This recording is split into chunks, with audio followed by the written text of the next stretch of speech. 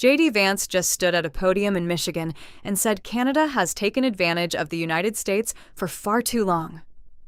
He said it with conviction. He said it like it was fact. He was wrong. Everyone believed the pressure campaign was working. They believed Canada would eventually fold. They believed threatening tariffs and demanding concessions would bring Ottawa to its knees. They were utterly incorrect. Here's what the vice president failed to mention. Canada supplies 3.9 million barrels of oil to America every single day. That's more than all other countries combined.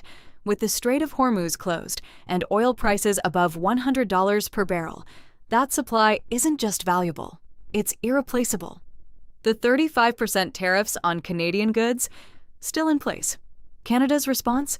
They dropped their retaliatory tariffs to restart negotiations. Not because they were desperate, because they already have the best trade deal with Washington, and they know it. Here's what the media isn't connecting. While Vance was claiming Canada doesn't treat American workers fairly, 65% of Canadian exporters announced plans to enter new markets in Europe and Asia over the next 2 years. While Trump threatened 100% tariffs, Canada signed new trade deals with Indonesia, the UAE, and is negotiating with India and Thailand. This isn't panic, this is strategy. If you want to stay ahead of this story, subscribe and hit the bell. We cover this daily. Did Vance go too far, or is Washington finally realizing they need Canada more than Canada needs them?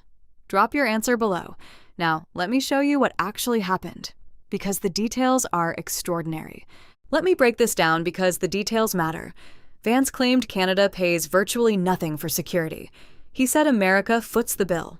But here's what he left out. Carney already committed to spending 2% of GDP on defense by March of this year. 5% by 2035.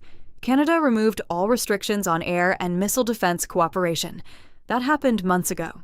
Then came the trade numbers. The U.S. imported $412 billion worth of Canadian goods last year. Canada bought $350 billion from America. That's not exploitation. That's the largest trading partnership on Earth. Now, let me show you why this changes everything. Carney, the only world leader alive who has run 2 G7 central banks, walked into these negotiations knowing something Washington didn't. The world had changed. Iran closed the Strait of Hormuz in early March. 20% of global oil supply vanished overnight. Brent crude surged past $120 per barrel before settling around $92. The International Energy Agency called it the greatest energy security challenge in history. While Trump was threatening to pull out of USMCA entirely, Carney was building alternatives. Strategic partnership with Qatar for energy cooperation. Defense deal with the European Union worth access to the $1.25 trillion Rearm Europe program. Trade negotiations with ASEAN nations. While Vance was pointing fingers in Michigan, Carney was positioning Canada as the stable energy supplier the entire disrupted world needs. And this is where it gets really interesting. Here's where it gets fascinating. Do you see what's happening here? Step 1. Washington imposed tariffs expecting Canada to cave immediately. Step 2. Canada responded with retaliatory tariffs, then strategically dropped them to restart talks from a position of strength. Step 3. Global energy markets collapsed due to the Iran conflict. Step 4.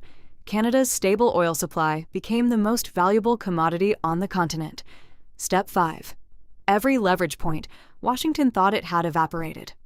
Connect that to what I showed you earlier. 65% of Canadian exporters are now actively diversifying away from the American market. The share of companies starting their export journey in the U.S. has dropped from 62% in 2015 to just 34% today. Europe and Asia Pacific are the top targets. That restructuring is already locked in. Critics argue Canada is too dependent on American trade to resist. The data tells a different story. Year to date, Canada's exports to non-U.S. markets increased by 8.3%. Germany, the Netherlands, the United Kingdom, China, Singapore. These aren't hypothetical markets. These are active customers buying Canadian goods right now. Even if tariffs disappeared tomorrow, those new relationships are permanent. The Supreme Court just ruled that tariffs imposed under IEEPA were illegal. That 35% rate on non-USMCA goods? Struck down in February. Washington's leverage is shrinking by the day. Is Canada diversifying fast enough, or should Carney push harder? Tell us in the comments. But here's the part that should make every Canadian pay attention. Let me show you what this costs Washington. The average American family is already feeling it. Gas prices jumped from $2.29 per gallon in late February to $3.50 by early March. That's a 53% increase in 2 weeks. With the Strait of Hormuz still effectively closed, those prices aren't coming down anytime soon. Goldman Sachs estimates there's an $18 per barrel risk premium built into current oil prices. That's money coming directly out of American wallets. Now connect that to Canada's position. The U.S. imported more energy from Canada than from all other nations in the world combined, 4 times as much as it exports north. If Washington wants to secure even more crude during this crisis, that becomes a massive bargaining chip for Ottawa. Meanwhile, Canada is quietly becoming essential to markets that never needed it before. The European Union is desperate for stable energy partners after Russia and now the Gulf crisis. Canada's exports to the EU grew 8% this year. The CETA free trade agreement eliminates tariffs on 99% of products. That relationship doesn't expire. Even if Trump negotiated the perfect deal tomorrow, the diversification has already happened. Let that sink in. American consumers pay higher prices at the pump.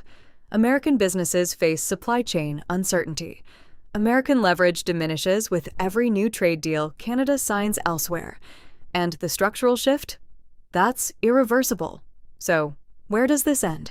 The answer is permanent. The endgame is clear.